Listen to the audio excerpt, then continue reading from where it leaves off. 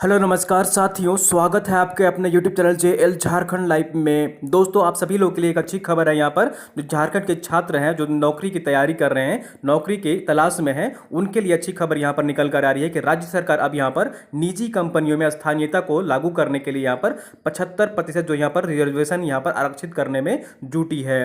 तो निजी कंपनियों में नियुक्ति जो होती है उसमें 75% यहाँ पर रिजर्व करने की तैयारी कर रही है राज्य सरकार। और उसी से संबंधित यहाँ पर आज न्यूज़पेपर में प्रिंट हुआ है, ये आज का दैनिक जागरण है। तो हम लोग यहाँ पर इस वीडियो में पूरी डिटेल्स में देखने वाले हैं कि इसके तहत यहाँ पर क्या होने वाला है।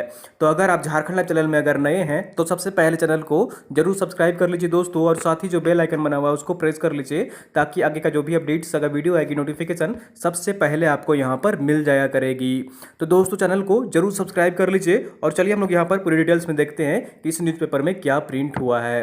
तो यहाँ पर आज का ये दैनिक जागरण न्यूज़पेपर है, जैसा कि आप यहाँ पर देख पा रहे हैं। निजी कंपनियों में स्थानीय के लिए यहाँ पर स्थानीय लोगों के लिए 75% नौकरियां आरक्षित करने में जुटी है सरकार। तो सबसे पहले यहाँ पर देख लीजिए क्या प्रिंट हुआ है। तो यहाँ पर स्थानीयता को नए तरीके से परिभाषित करने में राज्य सरकार यहाँ पर जुट गई है। अब निजी क्षेत्र में भी स्थानीय लोगों के लिए 75% नौकरियां सुनिश्चित करने की कवायद में जुट गई है। कार्मिक और श्रम विभाग संयुक्त रूप से इस मसौदे पर काम कर रहा है। अभी तक मिली जानकारी के अनुसार इस आरक्षण की व्यवस्था के लिए एक कमेटी बनाई जाएगी जो कानून तैयार करने तक दोनों विभागों का मार्गदर्शन करेगी।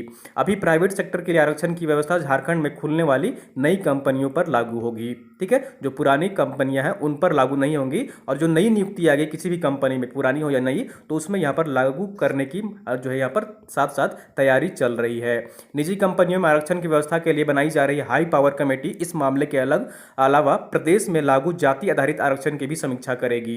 ठीक है, तो जाति के आधार पर जो यहाँ पर आरक्षण है तो उस पर भी यहाँ पर समीक्षा की जाएगी। जैसा कि आप सभी को पता है कि ओबीसी का आरक्षण यहाँ पर जो है वो मात्र 14% है राज्य में, जबकि उन्होंने घोषणा पत्र में घोषणा की है राज्य सरकार ने कि यहां पर उनकी आरक्षण सीमा बढ़ाई जाएगी। अनुसूचित जनजाति, अनुसूचित जाति और पिछड़ा वर्ग का प्रदेश में मिल रहे आरक्षण पर भी कमेटी अपना मंतव्य देगी। बताया जा रहा है कि ऐसा करना आरक्षण को लागू रखने के लिए अनिवार्य भी है। आरक्षण प्रतिशत की समय समय पर समीक्षा करने की आवश्यकता होती है। हाई पावर कमेटी संविदा के आधार पर प्रदेश में काम कर रहे लोगों को एक समान मानदेय देने और उनके लिए निर्धारित शर्तों में भी एक रूपता लाने के लिए भी अपनी अनुशंसा सरकार को देगी। ठीक है, तो ये यहाँ पर आज न्यूज़पेपर में प्रिंट हुआ है। कमेटी का गठन शीघ्र करने की तैयारी है। सत्ता पक्ष का दावा है कि कोरोना संक्रमण के बीच सरकार अपने चुनावी वादों को पूरा करने में जुटी हुई है और घोषणा पत्र पर अमल करना शुरू भी कर दिया है। तो ये सभी बातें जो है यहाँ पर स्थानीयता हो गई, नियोजन नीति होगी, ये सभी जो यहाँ पर घोषणा पत्र में उनकी शामिल है और वो धीरे धीरे पूरी करने की कोशिश भी राज्य सरकार कर रही है। लेकिन हालांकि अभी तक यहाँ पर कुछ भी जो है वो इस पर कोई ठोस कदम अभी तक नहीं लिया गया है। ये शुरुआती अभी पहल है।